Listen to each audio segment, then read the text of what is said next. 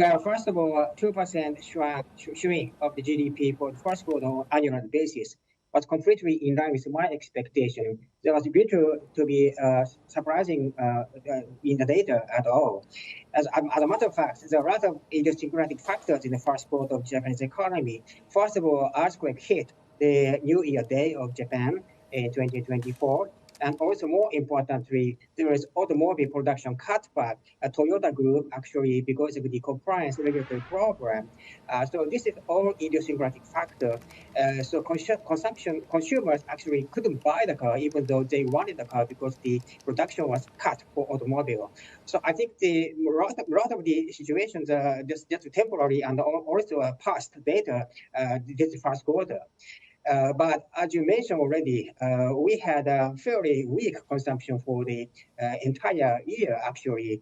This is the fourth quarter, actually, of the negative growth of consumption since the second quarter of last year. So we were a little bit concerned about the underlying weakness consumption. But at the same time, I think we are on the verge of the recovering because first of all, those idiosyncratic factors are gone.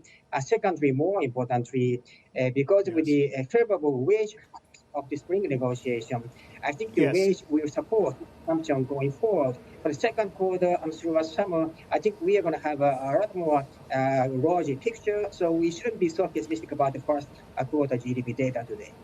Interesting. Momma-san, so that strong rebound in the second quarter that you are forecasting, will that turn around the Japanese yen? Will it strengthen? And in terms of the implications for the BOJ, where does it leave them in terms of exiting? Yeah, from the point of BOJ, price data and wage data are much more important. So we didn't have price and wage data for April yet. So from April on, we are expecting a relatively good price and wage number, which will be supporting the BOJ. There's some kind of the rate hike, probably I think the early summer or maybe late summer. My best guess is actually September, but many people, I think, some people actually think that it could be July. So whether it could be July or September, I think the so far development in the economy are not inconsistent with the possible rate hike through summer or early fall of the BOJ.